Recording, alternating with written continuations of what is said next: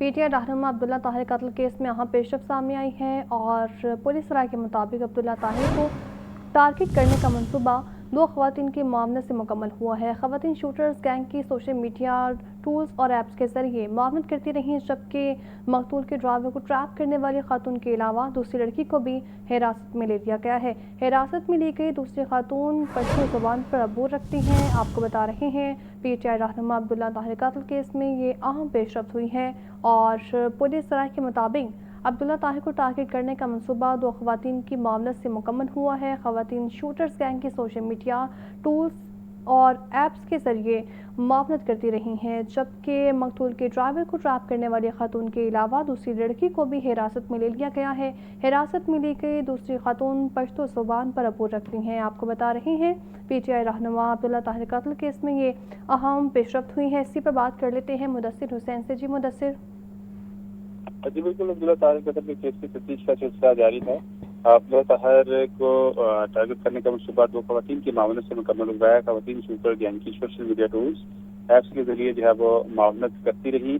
मकतूल के ड्राइवर को ट्रैप करने वाली खवातीन के अलावा दूसरी लड़की को भी हिरासत में ले लिया गया है। दोनों खवातीन के सोशल मीडिया अकाउंट से अहम मालूमात पुलिस को मिली है। पुलिस राय के मुताबिक हिरासत में ली गई दूसरी खवातीन पश्तो ज़ुबान पर भी अबूर रखती है।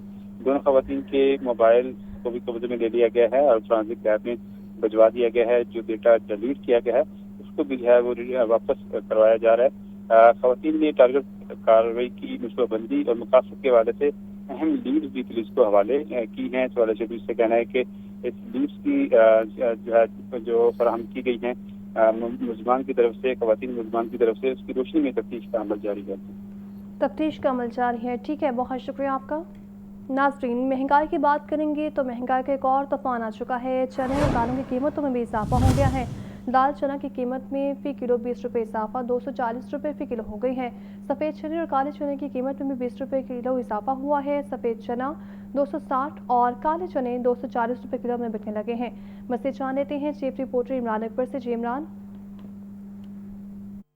देखें, इस वक्त मौजूदा सूरत मार्केट में ये है कि गंदम, आटा, रोटी के बाद अब दालों की कीमतें भी आसमानों से बातें करना शुरू हो गई हैं और महंगाई का तूफ़ान है। और इस हवाले से मौजूदा सूरत में जो दाल चना है उसका जो 50 किलो का थैला है वो 9,700 से बढ़ के कहीं पर 10,700 का और कहीं पर 11,000 रुपये का हो चुका है। और जो दाल है उसकी कीमतें जो हैं वो बढ़ चुकी हैं।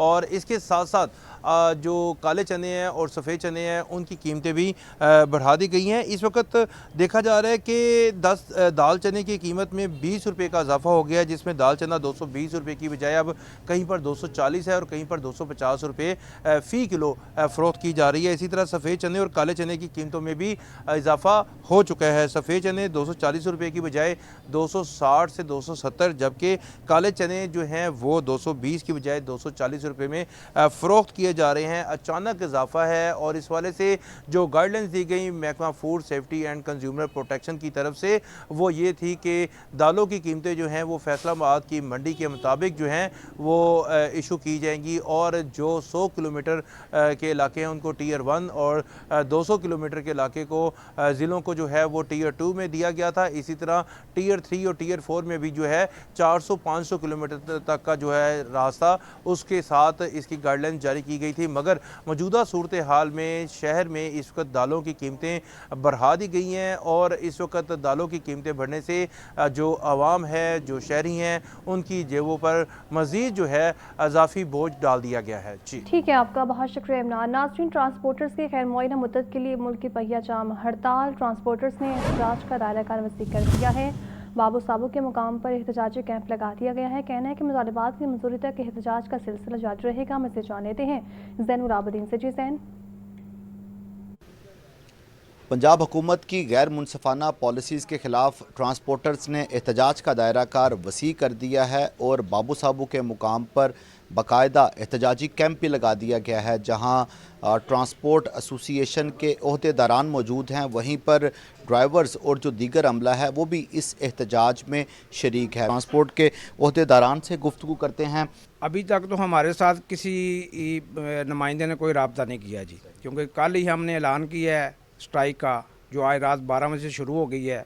अभी हम लोग सब ड्राइवरों के साथ अपने एहतजाजी कैंप में बैठे हुए हैं और बड़ी उम्मीद है ये हुकूमत इंशाल्लाह ज़रूर कोई बेहतर लाए अमल तैयार करेगी, क्योंकि तमाम लोग बेरोज़गार कर दिए इन्होंने ट्रांसपोर्ट के शोबे से जो तलक रखते हैं।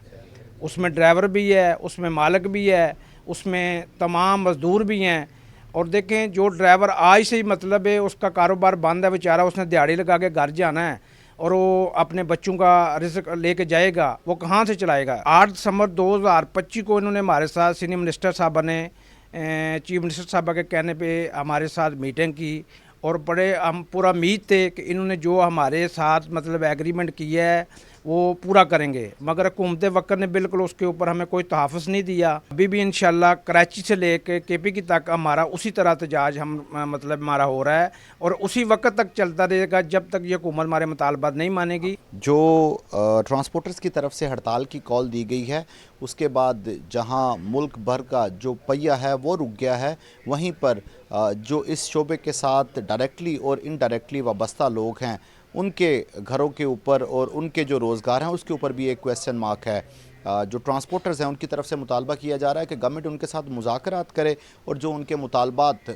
माजी में उनके साथ कमिट किया गया था उन मुतालबात को पूरा कर रहे। बसूरत दीगर ट्रांसपोर्टर्स की कराची से लेकर खैबर तक गैर मुअय्यना मुद्दत तक हड़ताल का सिलसिला जारी रहेगा।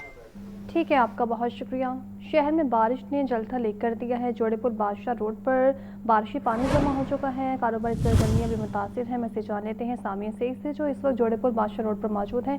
बताइए सामिया, क्या सूरत हाल है?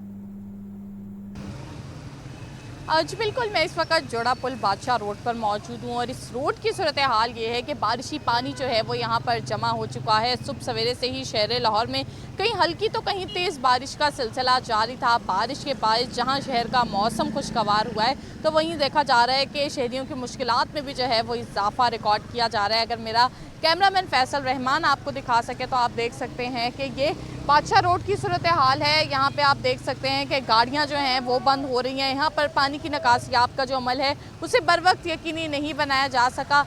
यहाँ पर ये रोड पर तो पानी मौजूद है, लेकिन साथ ही साथ ये भी देखा जा रहा है कि यहाँ पर गली मोहल्लों में भी जो है वो पानी मौजूद है। लोगों के घरों में पानी दाखिल हो रहा है, जिसके बायस जो है वो शहरियों की मुश्किलात में मज़ीद इजाफा हो चुका है। अलबत्ता यहाँ पर यह भी देखा जा रहा है कि मुतलका अदारों में से वासा का, सुथरा पंजाब, कोई भी जो है वो यहाँ पर फील्ड में मौजूद नहीं है जो पानी की निकासियाब का जो अमल है उसे जल्द अज जल्द यकीनी बना सके। अलबत्ता शहरियों की जानिब से ये कहा जा रहा था कि अब्र रहमत बरसी थी, मगर बर वक्त इंतजामात ना होने के बायस जो है वो रहमत अब जहमत बन चुकी है। यहाँ पर रोड पर देखा जा रहा है कि इर्द गिर्द दुकानें हैं, दुकानों पर भी जो है वो पानी आ रहा है, जिसके बायस जो है वो कारोबार भी मज़ीद मुतासर होता हुआ दिखाई दे रहा है। जी।